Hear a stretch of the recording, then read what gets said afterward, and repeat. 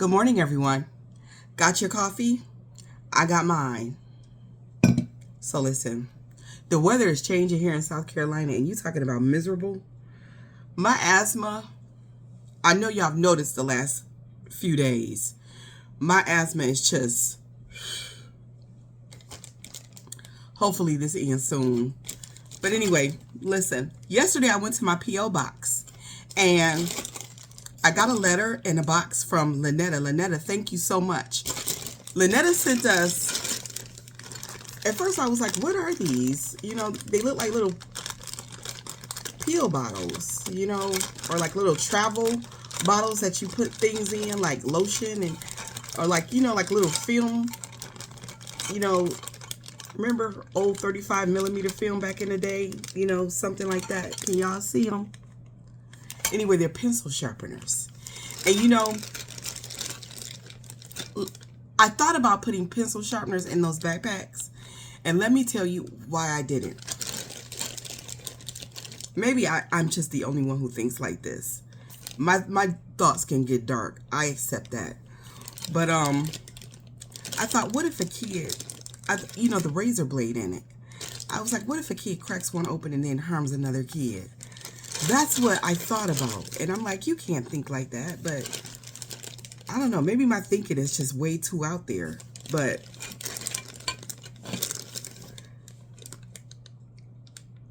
I mean, because it's nothing but like a little screw holding it together. And then you can unscrew it with like a pencil. And maybe it's the crazy in me, child. Maybe it's the crazy in me. But honestly, I think that I will donate these to the school. I don't think that I'll put them inside my pantry. And the only reason is not because I'm ungrateful, because sometimes people will offer things and then it'll seem like I'm being ungrateful, but really I'm not. I'm just thinking. And we have to think that that library pantry is one of the reasons why I make sure that I put food first in, first out, and why I'm very careful about not putting in there anything in there that looks like a gun or anything, so we don't put any water guns in there, any toy guns in there, anything like that that can maybe lead to some child being injured or harmed. And also too, because of homeowners insurance, because someone, I mean, it's not likely, but it can happen, but I think about things like that. Someone can claim injury and then they can attack my homeowners insurance. And so I'll take these to the school, Lynette. But yeah, that's the reason why we haven't put them inside the library pantry. But you did send us these great pencils that we will be putting inside the library pantry. Thank you, my dear heart. And on top of that, you sent stickers. There's this one little girl that comes to the library pantry, and she always looks for stickers. It's the only thing this girl cares about is stickers. And so when there are no stickers in there, she gets so upset. And the way I tell you, she will take me to task. She will look into that camera and take me to task because there are no stickers in there. Yeah, I had to have a couple of words with her because she was, you know, her little attitude was just a little bit out of bounds. And I had to say, honey, if you don't like what's in there, maybe you should just not go inside. Because we're not always going to have stickers available. We're not going to always have what people want, you know, when they want it. We are not Walmart. We are a small community neighborhood pantry. Speaking of the pantry, we went to the central pantry yesterday, and you know, it went okay. We volunteered at a different one, and it was okay. It wasn't as bad as I thought it was going to be. I did have to remind somebody that I don't draw a paycheck from here. That, you know, what I do here is voluntary. So you need to talk to me like I'm a volunteer and not a paid employee. And after that, things were great. So, but I'll be back to my regular schmegular pantry next week. I also want to say thank you. You know, yesterday was just a day of gratitude for me. All day yesterday, I was just in this. Do you all have that when you have these states, you know, where you just gratitude just washes over you and you are in a state of gratitude like the whole entire day? You're just so freaking grateful for everything that you have been blessed with and all these wonderful people in your life, and the fact that you're not excuse me, the fact that you're not stressing and you're not unhappy and that you're not broken and that you're not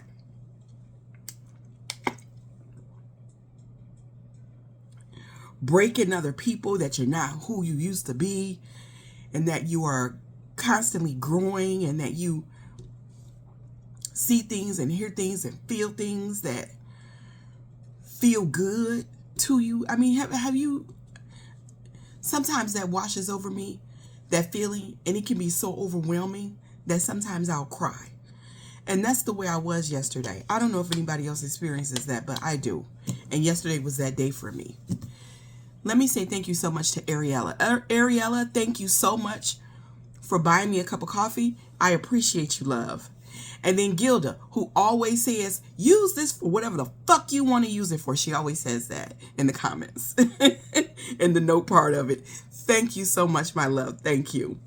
And then Lynetta again. Lynetta, thank you so much for helping out with the library pantry. That's where you wanted that to go. And trust and believe that is where that will go. I read your letter.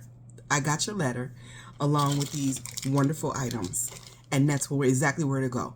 And Jericho, thank you, Jericho. Jericho said, it's just a blessing. You know what, Jericho? I actually need new caftans, and I'm so... But I've been holding off on them because I don't want to buy new stuff only to have to just pack it up. You know what I'm saying? And so I'm trying to stay strong and not buy any new caftans, but I really do need some because I had to throw away about 10 of them that were either ripped or torn or, you know, just, you know. Anyway, and Regina, thank you so much. I appreciate you. None of the ones that you bought, Jericho, those are still going strong. But Regina, thank you so much. I appreciate you all. Now listen, trigger warning. Let's get to what I really want to talk about today. And I know that there are going to be a lot of people who are not going to agree with me, but I ask you before you start typing to just hear me out. Just hear me out. Everybody in the country is talking about the Epstein files. And people are wondering why I'm not talking about the Epstein files, and I'm going to tell you why I'm not talking about the Epstein files. The only thing that you have heard me say about the Epstein files is that I don't think that the list is that important, because at the end of the day, I don't think that powerful white men will let this be the thing that topples them. You know what I'm saying? Not these batch of powerful white men. I don't think that, I think that if we ever do get a list and we see it, it'll be heavily redacted. I think that names will be removed from that list in order to protect the very guilty. That's what I think. And because I feel that's the way, it's just the way that I feel. I don't expect everybody to feel that way, but that's the way that I feel. So I think that at the end of the day, it's not going to really matter. That's just how I feel about it. Now, but the main reason why I do not talk about the Epstein files, and you know, and I'll bring this up to say too, because I'm so sick and tired of seeing black women go on and on and on and on and on and on and on about the fucking Epstein files. I'm so sick of listening to black women take after take after take after take and constantly talking about the Epstein files, the Epstein files, the Epstein files, the Epstein files. First, like I said, if they release the list, it's going to be heavily redacted. We're not going to know. Do you honestly think we're going to get a list with Donald Trump's name on it? No, we're not. And other people who can be seriously hurt, like Prince Andrew. No, we're not. We're not. We're never going to get that list. But we already know who the players are because we have photographic evidence, and you have the sworn testimony of the victims. And here's the other reason why I'm not talking about the Epstein files is because, for one, as a black woman, I feel like it's just not my business. This is not my fight. Now, before anybody twists my words, as a woman who has been a victim of sexual trauma, battery, assault, my heart goes out. My heart goes out. I am not without care. I am not that callous of a person. But I want y'all to remember that white women knew about the Epstein files before everybody started giving a fuck about the Epstein files. We saw the documentaries. We heard the testimonies, the accusations. People were arrested. Before Trump became the president, they knew that these files existed. They knew that this situation was a thing. And even after telling us that they were going to vote for the pretty black lady, they went inside those voting booths and they put this man, this rapist, and some say pedophile, back into office. They helped to do that. More of them than not voted for Donald Trump. And they put this man who is at the top of the Epstein files, that list, back into office. And they essentially gave him his power. They got to fix this. Now, I am not happy that these women are assaulted, but I'm going to say something real strong here, because being pro-black and putting black first isn't always pretty. Okay? And sometimes people will say that they can do it, but at the end of the day, they can't. None of his victims were black. None of their victims were black women. And to that, I say, thank God that they were so racist that they told Ghislaine Maxwell to make sure that she didn't bring back no black women or no little black girls. And black women were saved from this particular trauma. So all these women were white women. White women have the most power than any other woman on the planet. And while sexual abuse, trauma, rape, molestation affects all women, and that, yeah, it should be something that all women give a fuck about, there are some things that affect black women. I'm also a black woman, a woman who is black. There are things that affect us that don't affect white women at the same rate.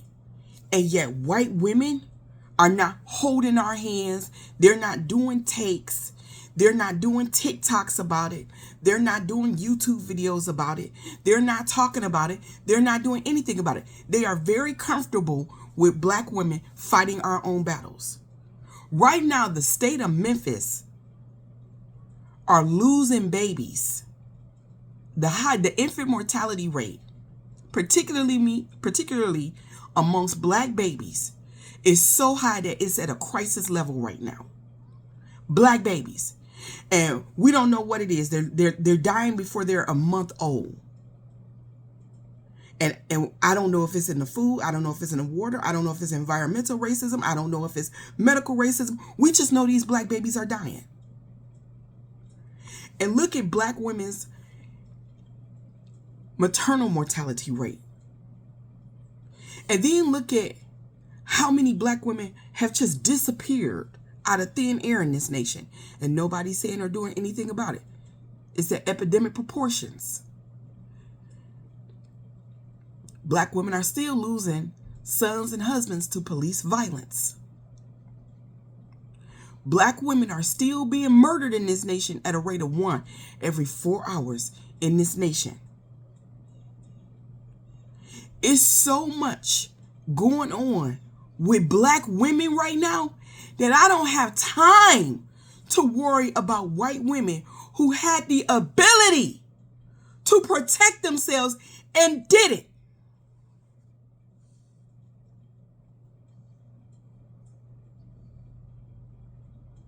If white women wanted to tear down the patriarchy, they could. But instead, what do? They uplift it and hold it up on their backs, complaining the whole time, but they still uphold patriarchy. They still uphold white men being on top, being able to do the shit that they do, even when it's to them. This is the time for white women to band together in sisterhood and solidarity and shine. This is their time to shine. Black women, the way y'all bending over backwards, speaking up for white women because they have been victimized. Again, I'm sorry that they have been victimized in this way. I understand what this kind of trauma does. I understand why at least one of those women have killed herself. I have been in that state.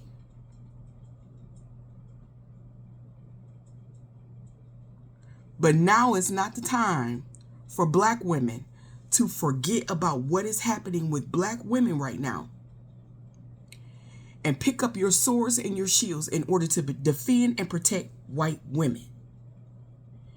It is a habit that we need to break ourselves out of if we are going to put blackness first.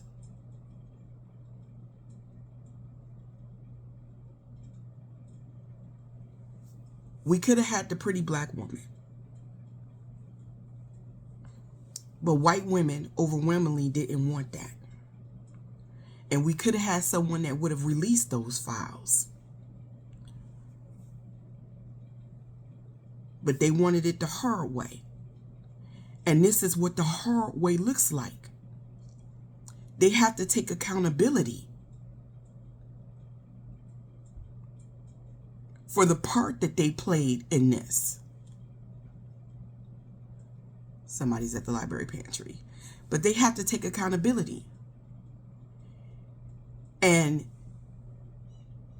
while, yeah, I know that sexual trauma affects all women, as a black woman, there are things that affect us that white women are more than happy to let us fight and battle out all on our own. And if we don't care about us, who's gonna care about us? Because they sure in the fuck don't. And you know what? I'm okay with that. I'm okay with that.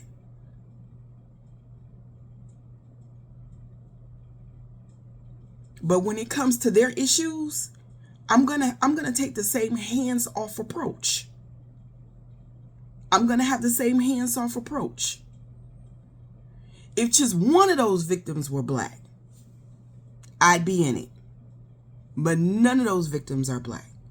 And being that white women voted the way that they voted, and they put that man back in office, knowing what this man did, knowing what this man was capable of, knowing who this man was, that says a lot to me as a black woman. Now, am I saying that those victims deserve what happened to them? Fuck no, that's not what I'm saying. I'm saying that it's a problem. I'm saying that it's something that needs to be addressed. I'm saying that people need to be held accountable. But I'm also saying that that is white women's work. I swear, if I hear one more black woman screaming about the Epstein files, I am going to lose my shit. Your sisters are suffering right now. More than 300,000 of them just lost their jobs. Just lost their jobs. What do you think is going to happen to our community while y'all worried over these white women? What do you think is going to happen to our children?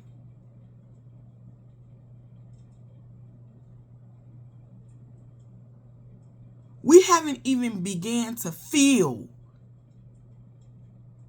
what's going to happen to us now that they have dismantled DEI and affirmative action.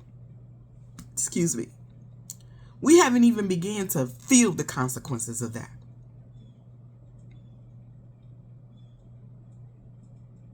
And yet and still, 300,000 black women lost their jobs. What will happen to their kids? What will happen to their homes? How will they pay their credit card bills? How will they pay their utilities? How will they pay their rent? How will they pay their mortgages? How will they pay their car notes? What do you think that's going to do to the economy? What do you think it's going to do to black wealth?